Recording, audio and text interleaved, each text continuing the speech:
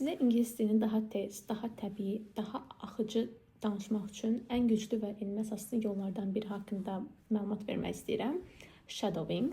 Shadowing, shadow sözündən gəlir. Siz də əgər fikirləşirsinizsə ki, mən eşitdiyimi anlayıram, zamanları bilirəm, harda nə istifadə etməli olduğumu bilirəm, amma iş öz fikrimi izah eləməyə gələndə sözlər çıxmır, unuduram sözləri, utanıram, beynim puf. O zaman video tam sizlikdir. Videonu sona kimi izləməyi unutmayın. Çünki ortalarda bir yerdə 2-12 aylıq şəxsə özəl self-study plan xidmətim haqqında məlumat verəcəyəm.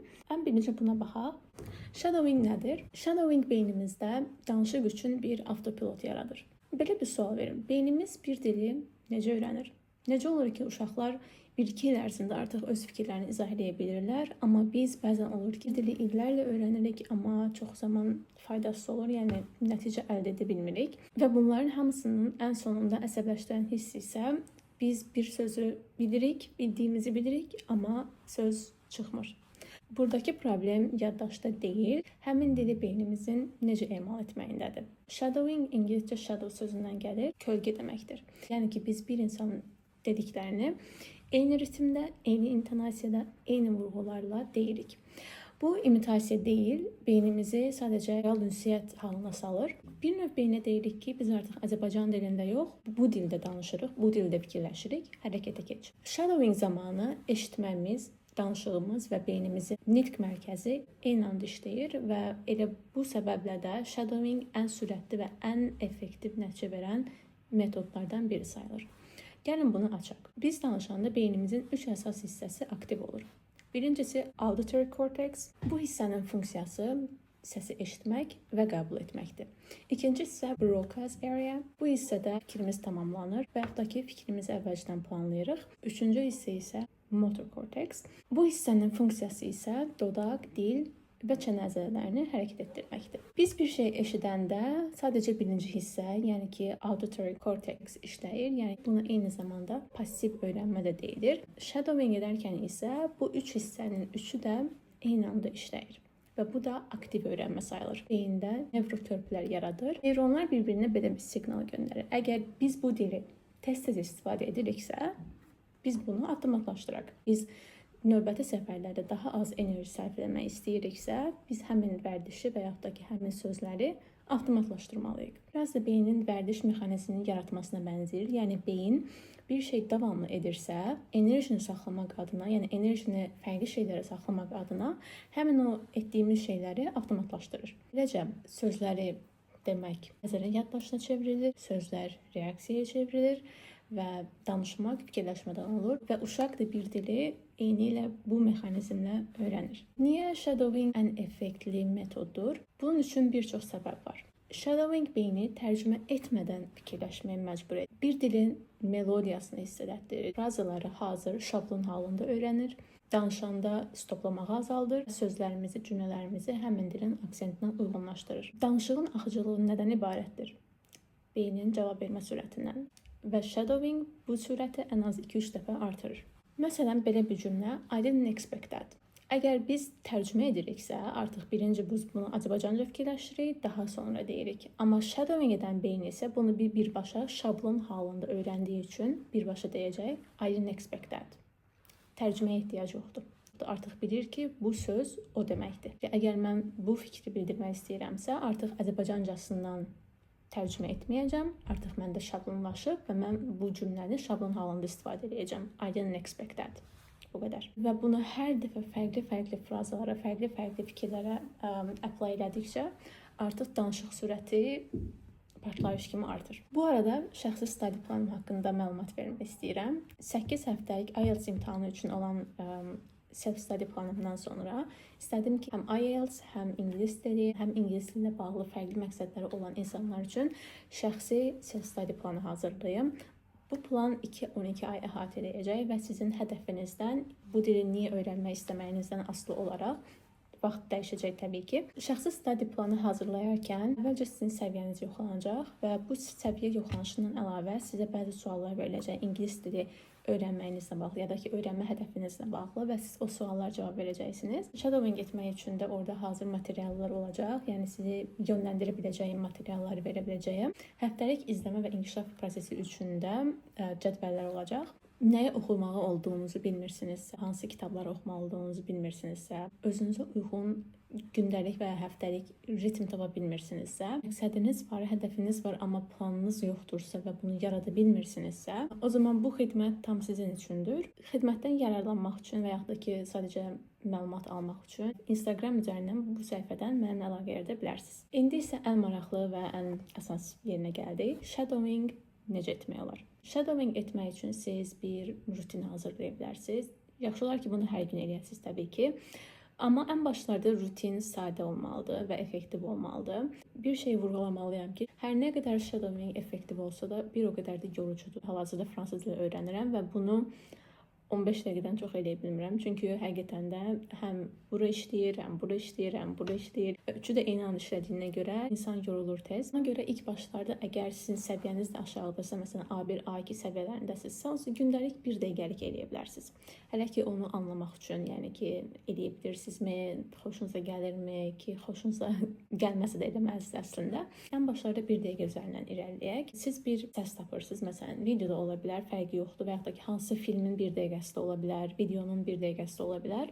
Təbii ki, bu sizin öz səviyyənizə uyğun olmalıdır. Yəni nə çox yuxarı olmamalıdır, nə çox rahat olmamalıdır. Sizin öz səviyyənizə uyğun 1 dəqiqəlik bir səs tapırsınız, bir səs və ya video tapırsınız. Ona əvvəlcə baxırsınız, əvvəlcə eşidirsiniz. Heç nə eləmirsiniz. Sadəcə anlayış üçün əvvəlcə eşidirsiniz. Əgər içində bilmədiyiniz sözlər varsa, bunlara baxa bilərsiniz, amma bu məcbur deyil. Yəni ki, shadowing zamanı biz söz öyrənmirik, sadəcə eşidirik və eşitdiyimizi yenidən deyirik. Burası önəmlidir.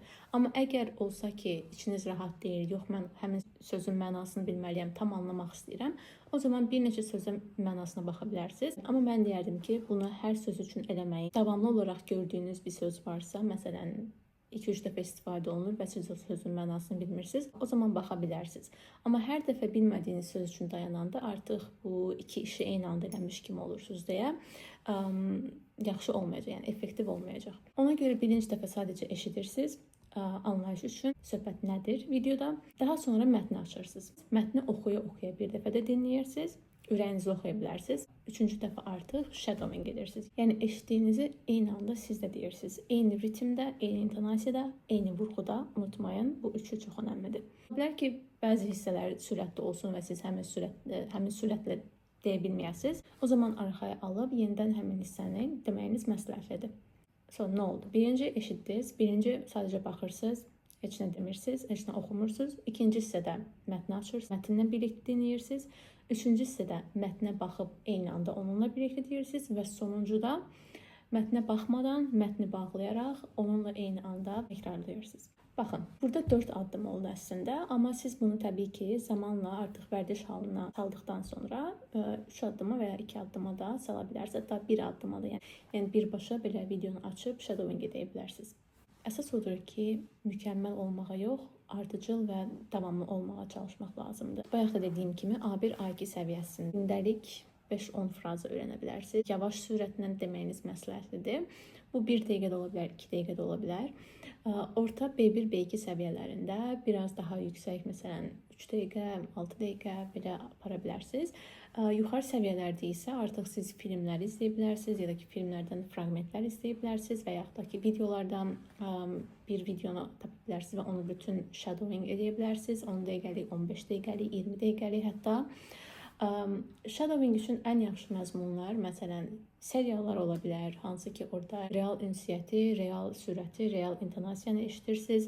Məsələn, ən çox izlənən seriallar hansılardır? Friends, How I Met Your Mother və s. Yəni fərqi yoxdur hansı serialdır. YouTube-da intervyular izləyə bilərsiniz, çıxışlar izləyə bilərsiniz, TEDx, BBC Learning və s. və yaxud da ki, sadəcə vloqlar izləyə bilərsiniz. Yəni insanların hər gün bir-birləri ilə istifadə etdikləri sözləri, hansı tondalar istifadə edirlər, onları öyrənə bilərsiniz. Burada olan əsas məsələ aydın tələffüz olmalıdır, qısa rahat olmalıdır. Cümlələr çox uzun olmasına ehtiyac yoxdur ilk başlarda və real ünsiyyət olmalıdır. Shadowing zamanı hər kəsin etdiyi səhvlər bunlar ola bilər. Məsələn, çox uzun cümlələr olan videolar tapmaq, çox sürətli videolar tapmaq, məsələn, çox sürətli danışıq olan videolar tapmaq, amma bu sürəti də azaltmaq olur deyə məncə bu problem olmamalıdır. Ola bilər ki, video sizə sürətli gəlsin, YouTube-da o sürəti məsələn 0.75-ə qoya bilərsiniz. Səhv danışanda utanmaq. Səhv danışanda utanmaq ümumiyyətlə olmamalıdır. Okay? Bir dili öyrənərkən səhv etməyən bir insan məncə yoxdur. Düzdür, bunun bir araşdırması var ya yox bilmirəm, amma məncə yoxdur. Hər kəs səhv eləyir bir şey öyrənərkən, ona görə səhv etməkdən utanmayın. Hətta səhv edin ki, səhvinizi biləsiniz və doğrusunu öyrənəsiniz. Bir dənə də edilən səhv var ki, 3 gün edirsən, buraxırsan. Bunu anlaya bilərəm, çünki bayaq da dediyim kimi shadowing rahat bir şey deyil və insan yorulur. Ona görə ilk başlarda bir dəqiqəlik vaxtlarla start verib daha sonra uzatmaq daha yaxşıdır. Nəinki ilk başda 10-15 dəqiqəlik edirsiniz, 2 gün sonra artıq yorulursunuz və etmək istəmirsiniz. Ona görə 3 gün edib buraxmaq da edilən səhvlər arasındadır. Normalda deyirlər ki, 21 gün ərzində vərdiş yaranır ki, bu doğrudur. Nəticə isə 90 gün sonra gəlir, amma shadowing üçün bu doğru olmaya bilər. Çünki siz artıq bir ay sonra belə öz inkişafınızı hiss edəcəksiniz. Bir ay sonra nə olacaq deyə sual versəz, artıq bu dil sizə yad gəlməyəcək, özünüzə inamınız artacaq, cümlələr ağızdan özü çıxacaq, yəni ki, artıq öyrəndiyiniz şablonlar özü çıxacaq hazır halda. Sizin fikirləşməyə, Azərbaycan dilindən ingilis dilinə çevirməyə ehtiyacınız qalmayacaq. Ən əsası danışıq axıcılaşacaq. Bu sığortalanmış bir nəticədir, həm psixoloji, həm də nevroloji olaraq. Shadowing edərkən eyni zamanda bu səhvlər də edə bilərsiniz, amma həmin səhvlər okeydir. Məsələn, sözləri uda bilərsiniz, bu normaldır. Biraz tənbəllik hiss edə bilərsiniz ağzınızda, bu da normaldır. Bunlar əslində beynin yeni səs sisteminə uyğunlaşmağa çalışmasını bildirir. Əgər özünüzü qəribə hiss edirsinizsə, deməli beyniniz dəyişir.